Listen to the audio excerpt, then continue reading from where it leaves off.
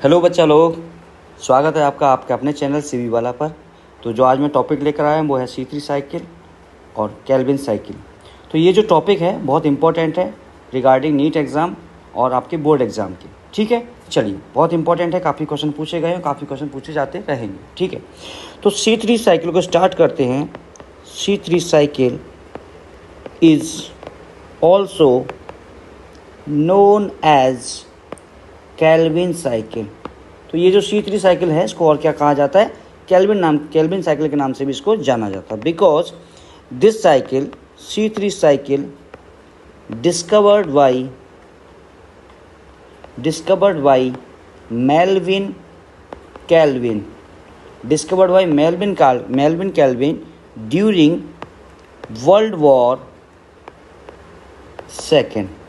तो this cycle discovered by the Melvin Calvin during the world war second. Okay, चलिए next अब बात करते हैं इसकी लोकेशन की, कि इसकी लोकेशन कहाँ पर हो सकती है। चलिए, तो जब हम लोकेशन की बात करते हैं तो इसकी लोकेशन कहाँ हो सकती है, लोकेशन देख लेते हैं। तो it occurs in the chloroplast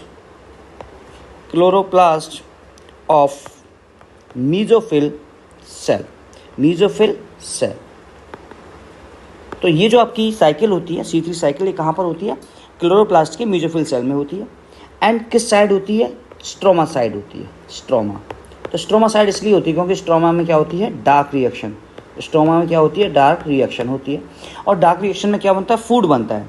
और लाइट रिएक्शन में क्या बनता है? फूड के प्रोडक्ट्स, मतलब फूड के प्रोडक्ट्स का जिससे फूड बनाया जा सके, ATP NADPH। तो ये आपकी लाइट रिएक्शन में होती है, जबकि आपकी डार्क रिएक्शन में क्या होती है? आपके फूड के प्रोडक्ट्स बनते हैं। फूड क्या बन सकता है? स्टार्च बन सकता है, शुगर बन सकता है, जो भी आपको बनाना है वो फूड आपका प्लांट्स के अंदर बन सकता है, वो स्टोमा के अंदर रिएक्शन चलती है। ठीक है, अब हम बात करते हैं कि जो एक्चुअली आपको पता होगा कि जब आपका कोई भी जैसे लीफ है, जैसे मान के चलिए कोई लीफ है, तो लीफ के अंदर क्या होगी? आपके यहाँ पर इस तरह से आपके क्या लगे होंगे? लीफ के अंदर क्या होते हैं? आपके यहाँ पर जो लगे होते हैं वो होते हैं आपके स्टोमेटा।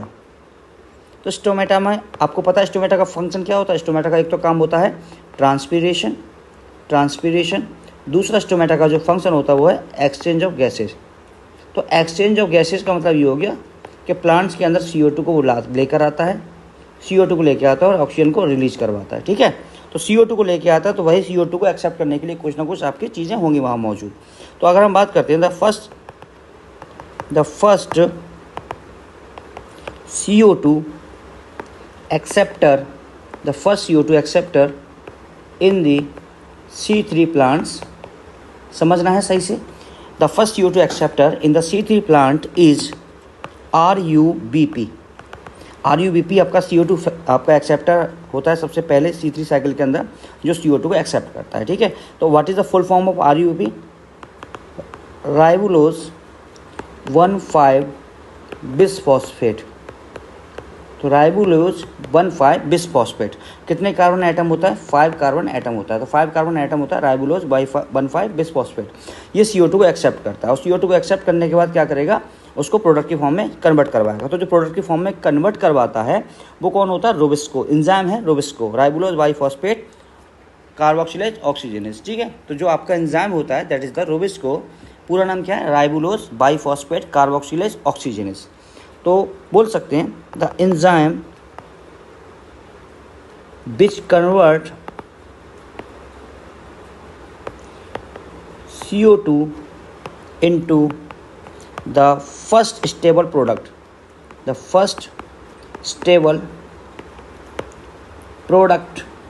in C3 cycle. ठीक है, C3 साइकिल के अंदर जो फर्स्ट CO2 आपका जो फर्स्ट स्टेबल प्रोडक्ट बनेगा, उसको बनवाने के लिए कौन सा एंजाइम नेसेसरी होगा? तो वो इस एंजाइम का नाम है रोबिस्को। फुल फॉर्म क्या है रोबिस्को की? Ribulose biphosphate carboxylase oxygenase. तो क्या है? Ribulose biphosphate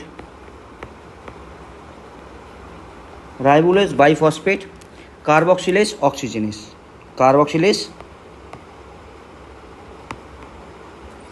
oxygenase.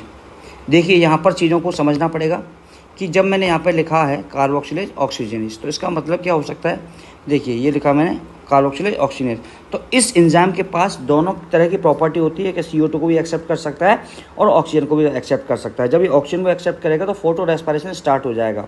और ये फोटो रेस्पिरेशन कैसा होता है, वेस्टफुल प्रोसेस होता है, इससे कोई भी प्रोडक्ट नहीं बनता है। तो ये आपका रोबिस्को जो होता है उसके अंदर दोनों तरह की प्रॉपर्टी होती है, तो इसलिए C3 साइकिल के अंदर फोटो रेस्पिरेशन भी हो जाता है। इसीलिए C3 साइकिल की जो ईल्ड होती है, जो C3 साइकिल की प्रोडक्टिविटी होती है, वो C4 साइकिल की कंपेरिजन कम होती है, C4 प्लांट्स के कंपेरिजन कम होती है। ठीक है, क्योंकि उसमें क्या होता है, जो रोबिस्को होता है वो ऑक्सीजन को पकड़ लेता है और ऑक्सीजन पकड़ के साथ में ऑक्सीजन के साथ कंबाइंड होकर फोटो रेस्पिरेशन करने लगता है। तो इससे आपकी ईल्ड या इसकी प्रोडक्टिविटी कम हो जाएगी। ठीक है, चलिए अब स्टेप की बात कर लेते हैं कि आपका ये जो C3 साइकिल है, स्टेप्स इन C3 साइकिल। तो C3 साइकिल के अंदर कितने स्टेप, मतलब कितने स्टेप में C3 साइकिल आपकी कंप्लीट हो जाती है। तो 3 स्टेप में आपकी C3 साइकिल कंप्लीट हो जाती है। पहला स्टेप है कार्बोक्सिलेज या कार्बोक्सिलेशन बोल सकते हैं, कार्बोक्सिलेशन। दूसरा स्टेप है रिडक्शन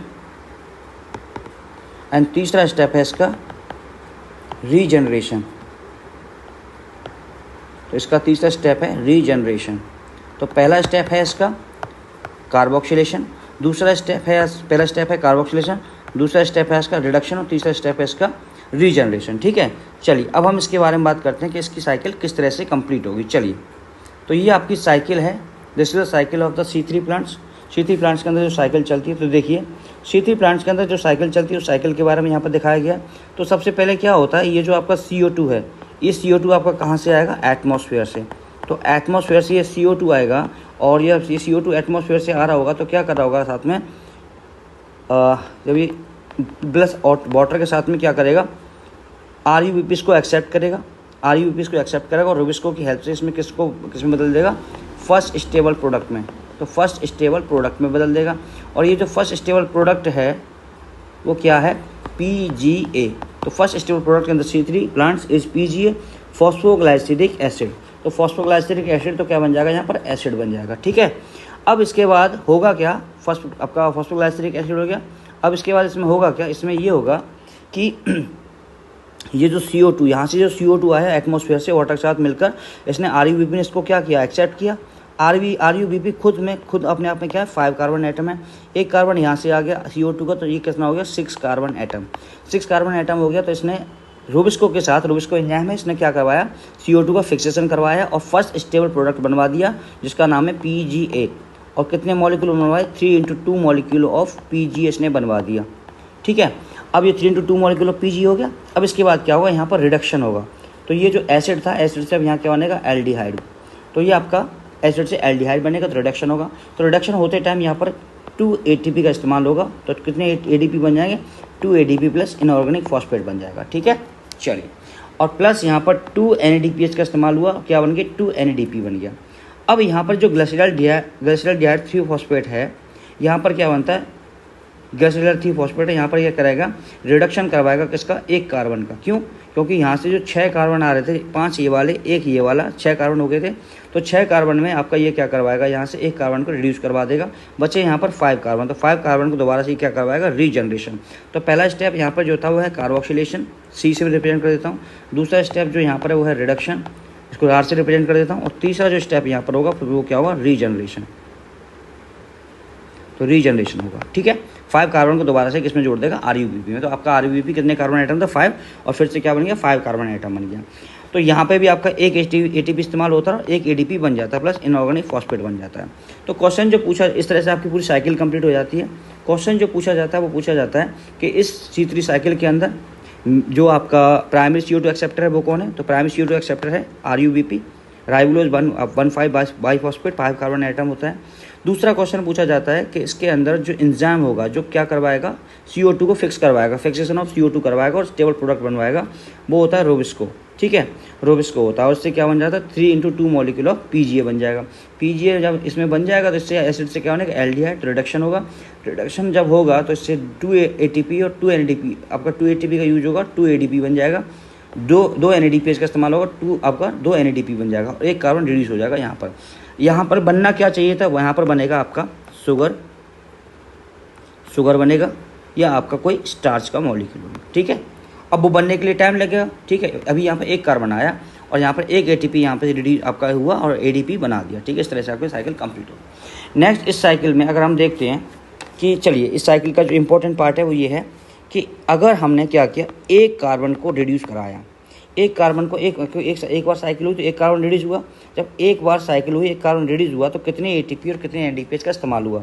तो अगर हम बात करते हैं कितने ATP और कितने NADPH का इस्तेमाल हुआ, तो वो हम बात करेंगे कि एक कार्बन आइटम जब रिड्यूस हुआ तो 3 ATP ने 3 ADP बना दिए, इधर 2 NADPH ने 2 NADP बना दिया, ठीक है। तो ये बात हो गई एक कार्बन को लेकर। अगर यही मैं बात करता हूँ हमें क्या बनाना है, फाइनली क्या बनाना है, ग्लूकोज। अगर मैं कहता हूँ ग्लूकोज बनाना, तो बनाना क्या है, ग्लूकोज। तो 1 मॉलिक्यूल ऑफ ग्लूकोज, तो 1 मॉलिक्यूल ऑफ ग्लूकोज बनाना है तो ग्लूकोज का फॉर्मूला क्या होता है, C6H12O6, ये बनाना है। तो कितने बनाना है, C6। तो यहाँ पर एक कार्बन के लिए इतना सारा काम करना पड़ रहा है, तो C6 के लिए कितना काम करना पड़ेगा, मतलब हमको ये साइकिल 6 बार रिपीट करवानी पड़ेगी। तो जैसे 6 बार हमें रिपीट करवानी पड़ेगी तो 6 × 3 ATP और क्या बन जाएंगे 18 ADP, और यहाँ पर 6 × 2 क्या बन जाएगा NADPH, तो उससे क्या बनेगा 12 NADP, ये बन जाएगा आपका, ठीक है। तो एक कार्बन के लिए एक साइकिल में जो होगा 3 ATP इस्तेमाल होंगे, 3 ADP बन जाएंगे, 2 NADPH का इस्तेमाल होगा, 2 NADP बन जाएगा। 1 मॉलिक्यूल ऑफ ग्लूकोज की जब बात करेंगे तो आपकी ये साइकिल 6 बार रिपीट होगी और 18 NADP और 12 NADPH आपका 12 NADP बन जाएंगे, ठीक है।